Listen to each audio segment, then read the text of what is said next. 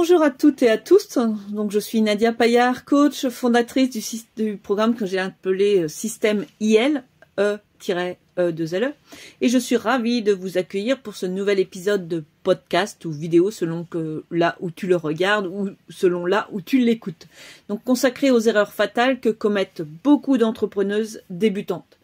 Donc, dans cet épisode, je vais m'appuyer sur un article de blog que j'ai rédigé qui liste les principaux pièges à éviter quand on se lance dans l'entrepreneuriat. Alors, restez bien avec moi jusqu'à la fin parce que je vous donnerai également un moyen d'aller plus loin pour bâtir un business solide et épanouissant.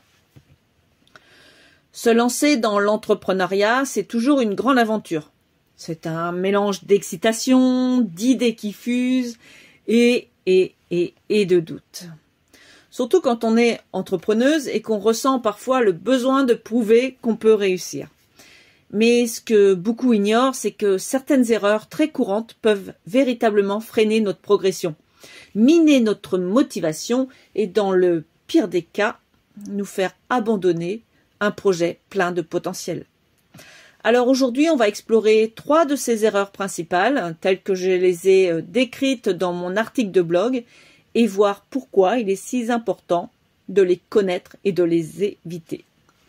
Alors la première erreur que j'appelle le syndrome du « je fais tout moi-même », vous savez, quand on veut être la comptable, la marketeuse, la graphiste, la créatrice de contenu, bref, où on porte tous les chapeaux, toutes les casquettes de l'entrepreneuriat.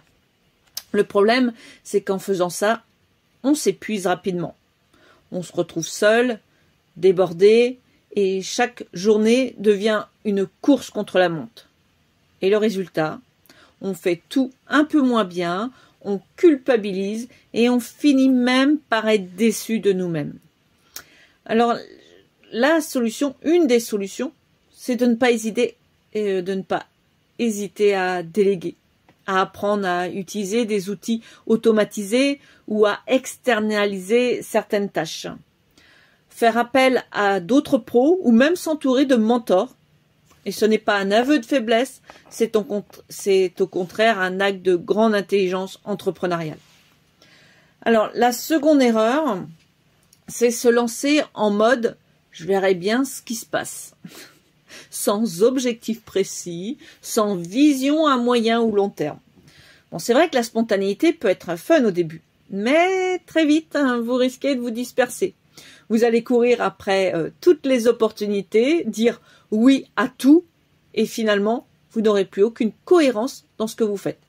Alors, d'un côté, c'est fatigant, et d'un autre côté, vos prospects ne comprennent plus vraiment ce que vous proposez. Alors, au contraire, se poser une vision claire, c'est définir la direction dans laquelle vous voulez faire grandir votre entreprise. Ensuite, c'est beaucoup plus facile de trier entre ce qui est essentiel et ce qui est accessoire. Alors, sinon, la troisième erreur, et je sais qu'elle parle à beaucoup d'entre nous. La troisième erreur, c'est la peur de vendre.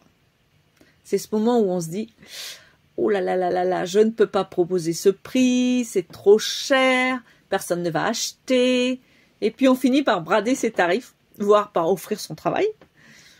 Je vous rassure, je fais la même chose. Et on se retrouve démotivé ou sans revenus suffisants pour continuer. Pourtant, vendre, c'est simplement expliquer la valeur de ce qu'on offre. Vos compétences, vos services méritent d'être rémunérés à leur juste prix. Et vos clients, s'ils comprennent cette valeur, paieront avec plaisir pour un service de qualité.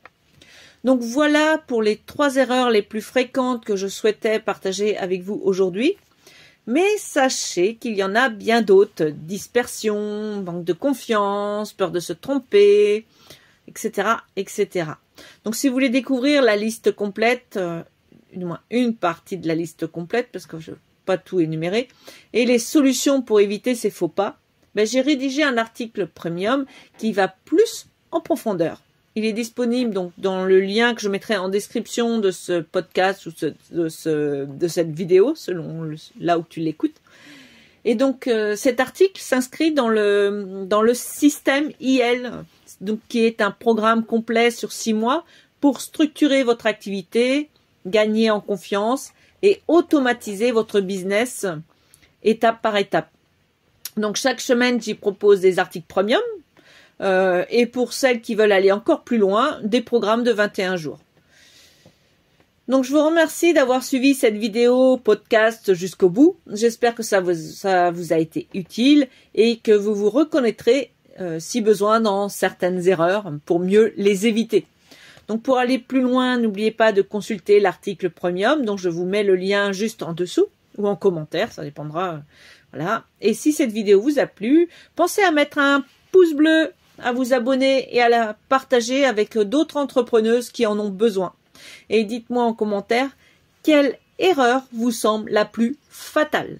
Donc, prenez soin de vous et de votre business et je vous dis à très vite pour un nouveau rendez-vous sur ce programme Système IL. Allez, très belle fin de journée à tous et je vous dis à bientôt. Bye bye.